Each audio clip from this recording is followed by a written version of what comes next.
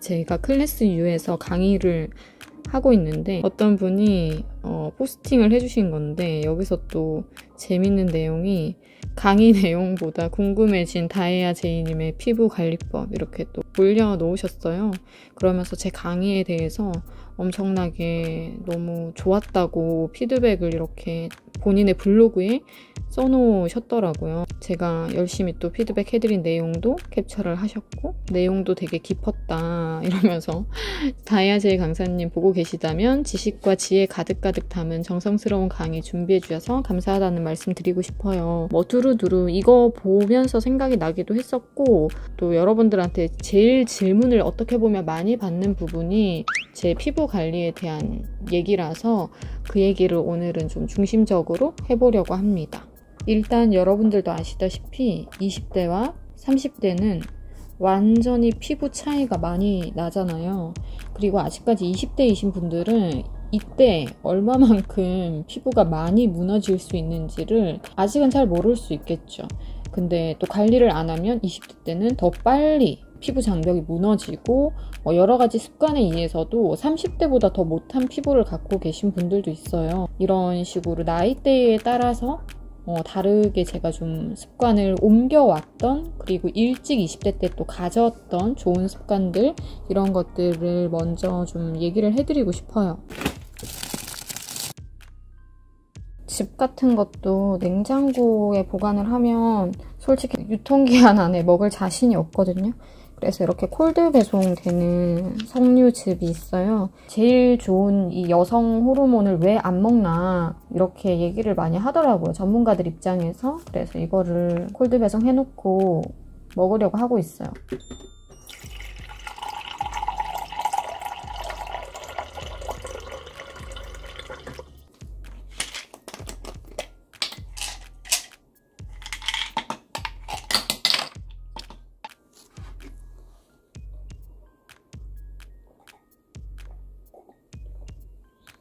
그리고 제가 중요하다라고 생각하는 거를 이렇게 영양제로 챙겨 먹고 있거든요. 여러분들도 많이 들어보셨을 텐데 히알루론산, 우리가 수분적으로 이제 생각을 해봤을 때 제일 중요하다라고 생각하는 거고, 그러면서 여기는 비타민 C, D, A까지 또 들어가 있거든요. 피부의 수분 장벽을 지켜주는 제품으로 먹고 있는 영양제고, 속보습도 중요하고 겉보습도 중요하고 둘 다 챙기는 게 제일 중요한 것 같아요. 한쪽이 무너지면 아무리 안에서 관리를 해도 피부가 또 바깥으로 퍼석해질 수도 있고, 아무리 겉에 뭘 많이 발라도 속에서 내가 수분감이 적으면 좀 칙칙해 보이고 안색도 좀 안 좋아 보이고 이런 게 있잖아요. 그래서 둘 다 챙기자라는 의미로 히알루론산 같은 경우는 꼭 먹어주고 있어요. 친구들도 이제 식사 끝나고 나서 제가 이걸 챙겨 먹는 거를 보고 나서 색깔도 예쁘고 하니까 이거 뭐야 이렇게 많이 물어보더라고요. 그래서 이런 핑크한 히알루론산과 곤약 세라마이드 타블렛이라는 건데, 우리가 또 세라마이드 같은 경우도 화장품으로 되게 많이 접했잖아요. 세라마이드가 피부에 제일 좋다 이러면서. 근데 저는 개인적으로 세라마이드가 들어간 화장품을 발라봤을 때 되게 건조하다라고 느꼈거든요. 그러니까 예민한 피부에도 좋고 아무튼 뭐 염증에도 좋고 다양한 것에서 세라마이드가 되게 좋다라고 저도 전문가들의 또 의견을 듣고 신뢰를 했는데, 실상 이거를 피부에 발랐을 때는 만족도가 되게 떨어졌어요.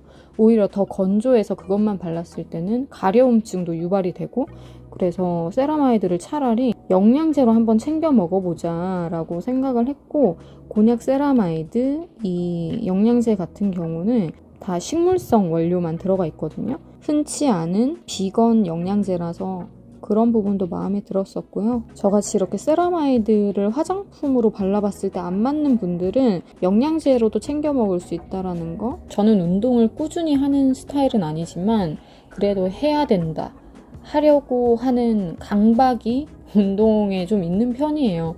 그래서 주기적으로 뭐 수영을 했다가 뭐 어떨 때는 뭐 그냥 웨이트를 했다가 뭐 발레를 배웠다가 필라테스를 배웠다가 이런 식으로 좀 흥미가 떨어지지 않게 내가 좋아하는 방식을 자꾸 찾아 나가는 거. 그러면서 또 중요한 거는 자기 전에 그리고 일어나서 스트레칭 해주는 거, 그리고 발레를 제가 하려고 했던 이유가 몸의 균형을 잡는 거에 있어서 되게 좋은 거거든요. 그래서 발레는 좀 꾸준히 하고 싶었는데 코로나 때문에 지금 잠깐 쉬고 있고, 그래서 발레 대신 까치발로 우리가 섰다가 앉았다가 뭐 이런 거를 하는 것도 되게 도움이 많이 돼요. 코어 발달이 잘 된다 이런 얘기도 하잖아요. 그래서 중요한 거는 뭐 다양한 운동 루틴을 계속해서 끊임없이 가져가는 거.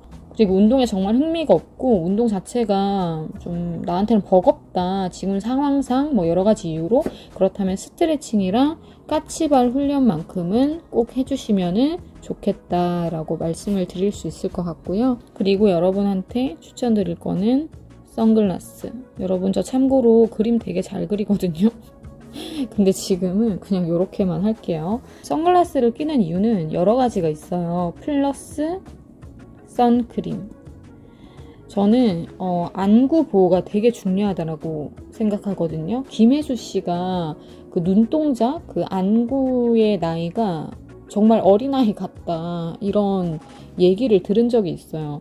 다른 사람들은 그냥 피부 관리만 생각을 하는데 이렇게 안구 관리 자체에 신경을 많이 써줘야 되고, 그리고 그냥 비단 눈동자 때문은 아니고요. 저는 아무튼 이게 근데 핵심이긴 해요. 이게 넘버원이고, 그 외에 이 부분 있죠. 선글라스를 낌으로 인해서 이 부분에 가장 예민하고 금방 늙어가는 이 눈 주위 가장 약한 부분에 주름 예방에도 역시나 좋다라고 봅니다. 우리가 웃을 때 어쩔 수 없이 표정 때문에 눈가주름 계속 생기잖아요. 이건 뭐 자연적인 거라서 어쩔 수 없겠지만 잔주름들이 더 깊이 패이지 않으려면 선글라스 끼는 거는 되게 좋은 습관 같아요. 저는 눈보호를 위해서 먼저 끼기 시작했지만 이걸 통해서 두루두루 눈가 주름도 예방이 되고 있다라고 생각을 해요. 그리고 나갈 때, 그리고 집에 있을 때도 꼭 선크림을 발라주는 거죠. 저는 되려 요즘 이게 좀 약해진 습관이고요. 근데 20대 때는 항상 선크림을 발랐어요.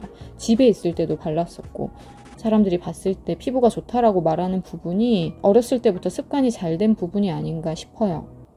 너무너무 피곤하면 뭐 사람들은 그냥 골아 떨어져 버린다라고 하는데 저는 아무튼 이 부분은 굉장히 이성적인 영역이라서 무조건 씻고 자요. 무조건. 그리고 정말 피곤하지만 외출을 하고 들어왔으면 두피, 그러니까 머리를 꼭 감는 거죠. 두피를 우리가 신경을 쓰는 만큼 얼굴 피부 관리가 같이 된다라고 보시면 돼요. 그래서 두피 세정에 좀 신경을 많이 쓰는 편이고, 두피를 또 스케일링 할 수 있는 여러 가지 제품들이 있어요. 그래서 두피 스케일링도 뭐 홈 에스테틱으로 스스로 하기도 하고, 그래서 이 두 가지 습관도 아무리 피곤해도 씻고 잠들고 얼굴부터 시작해서 두피 세정까지 못해도 한 달에 한 번씩은 두피 스케일링을 통해서 좀 더 질적으로 우수한 두피 관리를 해주는 거, 이것도 되게 중요한 부분이라고 말씀드리고 싶고, 일단 저는 찝찝한 거 자체가 좀 싫어요. 그래서 어렸을 때는 막 게을러서 막 머리도 안 감고 뭐 외출하고 돌아와서도 그냥 뭐 침대에 들어 눕고 이런 적도 있었는데, 어느 순간부터는 그런 게 되게 싫어지더라고요. 그래서 깨끗한 거를 되게 유지를 하려고 신경을 많이 써요. 그리고 베개피 있죠, 여러분. 베개피. 제가 항상 많이 얘기하는 거. 베개피를 한 짧을 때는 이틀에 한 번, 그리고 뭐 못해도 3일에 한 번에서 4일에 한 번은 항상 갈아주는 게 베개피거든요. 우리가 잘 때도 알게 모르게 피지 분비가 많이 되잖아요. 근데 옆으로도 자고 뭐 뒤통수에도 피지가 막 나오고 이럴 테죠. 그러다 보니까 은근히 이 베개피가 더럽단 말이죠. 그리고 어떤 사람이 실제로 제 지인인데 고백을 하기를 베개피에 전혀 신경을 안 쓰다가 베개피를 하루에 한 번씩, 그 사람은 좀 심하긴 한데 하루에 한 번씩 베개피를 갈아준 결과 지루성 피부가 완전히 호전되었다라는 그 말이 있습니다. 그리고 당연히 기름진 음식 이런 거를 많이 먹는데 피부가 좋을 리 없죠. 아무래도 이 피지 분비량이 많아지면서부터 모공도 넓어지고 계속 그렇게 안 좋은 식으로 발전을 하는 거니까요. 그래서 기름진 음식 같은 것도 피해주면서 이런 습관과 맞물리게 되면은 너무너무 금방 좋은 피부를 만들 수 있죠.